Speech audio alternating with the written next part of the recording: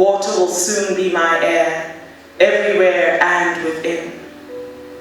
I'm still learning how to do this with my eyes open. How to surrender, release fear, find splendor, and still ignore my heartbeat in my ear.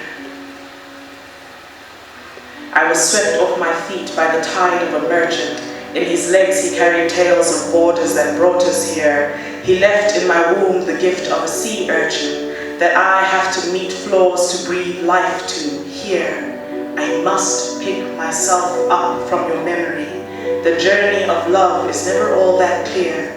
Tears never burn my eyes in water. They simply become to disappear. I will weep without disruption. No neighbors will come knocking. I can rock to the rhythm of this heaving chest that carried badges of approval on my breast. I have come to see the faces of my gods here, but I am left circling back to when laying here met. There was reason for me to find my feet. I found my feet, tucked between a setting sun and a clear blue sky. You wonder why? I gave all parts of me to come here to die, but in this death I will learn how to survive. I realize how much I breathed into other people's lives and how losing my breath is a moment to meet the sky at rock bottom. I'm the author of How I'll Survive, a twisted story of a gift that could end my life. It's the wounded path of the chosen ones.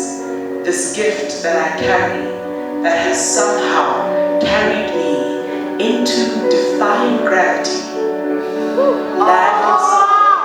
To meet the imaginary urchin in my arms, you have the face of a god, my son, and I must summon all strength about me and all those who surround me, then walk with the ease I did on the ground that you were buried, this walk that universes envied. I was a queen. Without seeing my statue on your tongue, you knew who I was. You broke your back, breaking the boulders around my heart. You pierced through my constructs. This is a journey that you had to plant, reeling, reaching for answers in the dark. You kissed my hands gently and told me this is where I start. Forgiving my form and all the limits that it has, dancing with my angels. It starts with learning how to rise. There is grace in the spirit. This distance that my hands create and my tongue speaks. This death that has always been a part of me, lost in the comfort that no company could afford. I was always free to honor those who have been here before, bowing to the promise that they will keep me secure. For the gift in my core is also from a time before. The merchant speaks of how this gift should save me. All those who heed the messages from the depths of peace that they have prayed for.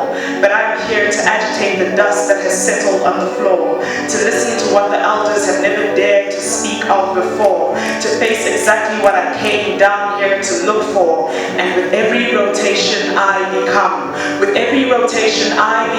aware of how letting go is teaching my spirit how to soar, embracing a force that the mere world does not deserve to stand before. The wise will come, hoping to push you back against the wall. The chips on their shoulders will soon wash off. This dance in the water is what I must live for, and stand in awe of these hands and what they could implore. The empire that will be built in the strength of she who joyfully dances the calling she heeds. She is a free thing, dodging the bullets hidden in your speech, forging new paths you never tell if you meet. That she is learning how to do this with her eyes open, before letting go into the unknown terrors of human truth. The story the merchant told her that revealed something holy that we always knew.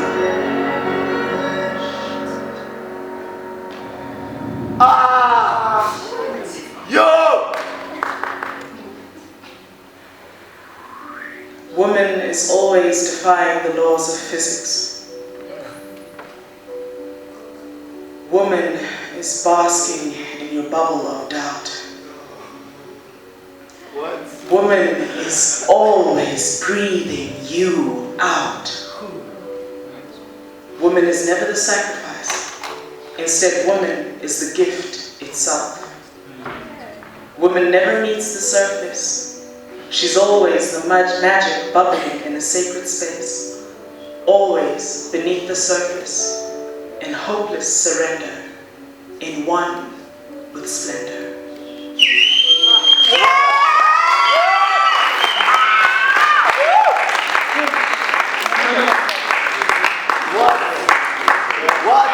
Thank you. Hello. Yes. Oh. Hello.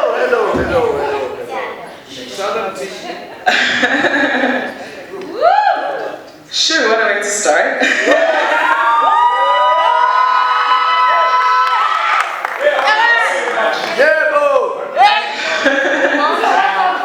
My name is Mutinta Simelane, and I've been doing this for a while, but I feel like we challenge the new poets to things and never actually do them ourselves. So to everyone who had to take part in the Justin Challenge at Word and Sound, this is for you. Thank you. So I'm going to do like a medley of pieces. They're just going to go into each other, and then I'm going to end off. And more than anything, I'm a storyteller, so these are just some stories. So I think let's get into it. Let's kick it with the second beat, please.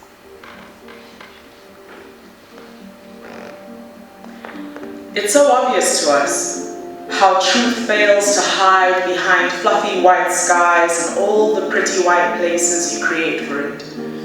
Truth is more patient than your impulsion to deceive.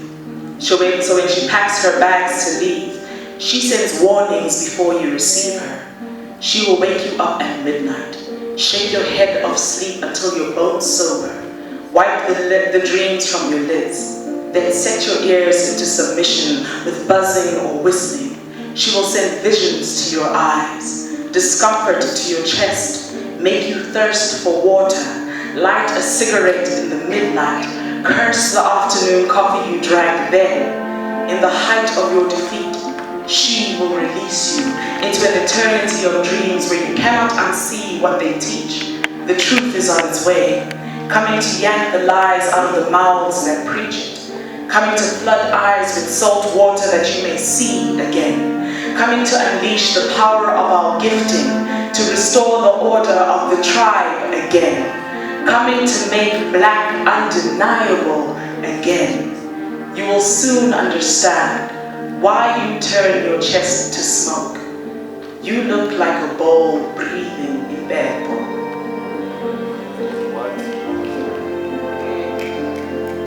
The hardest part of letting go is watching you teach her how to glow in my most radiant colors.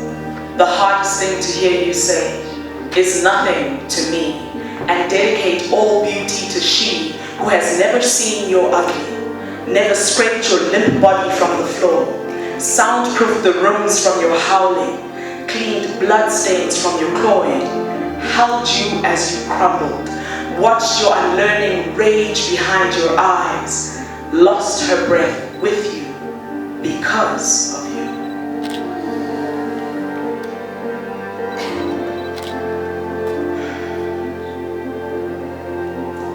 I came into this world without a system, and tirelessly tasked to make kin of friends meant to pass, but I still poured my love into their veins, hoping that their fleeting nature would change, but it didn't.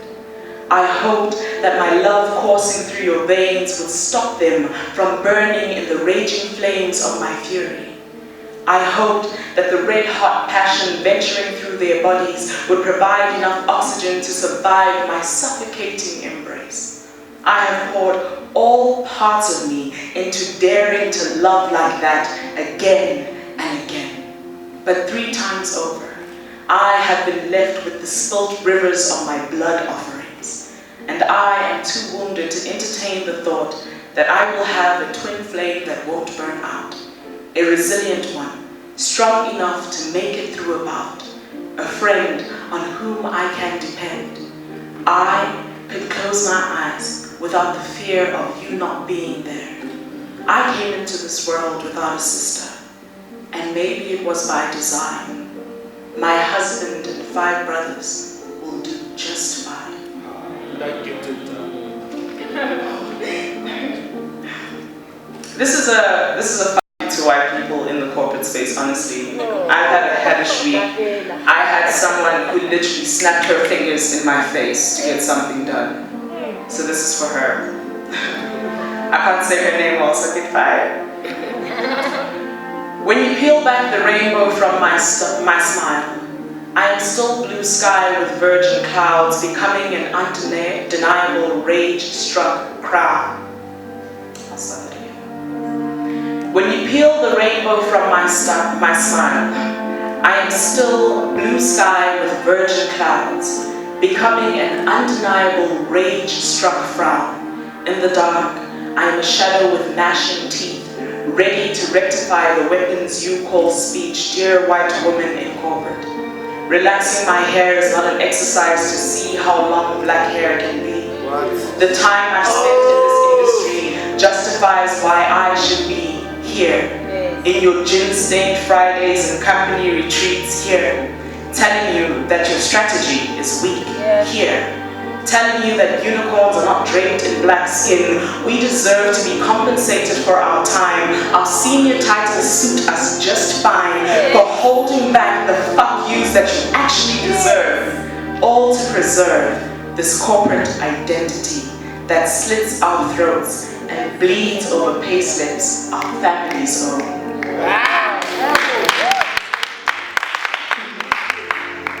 Nope, that's the end of the medley.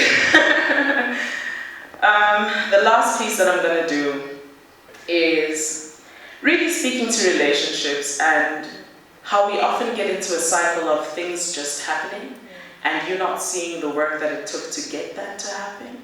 So it's called The Dark Side of the Rainbow, but before I get into that, it was my brother's birthday this week and I just wanted to let you know I love you and happy birthday, James. Cool, so let's go into the last track, and this is my closing poem.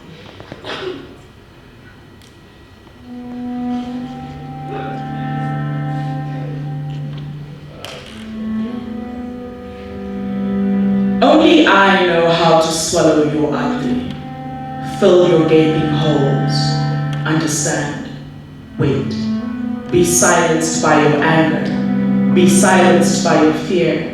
Use my innocence as bait in this unfair game. Remain taxed by you. Sleep less to make room for you and your demons that remain true to you.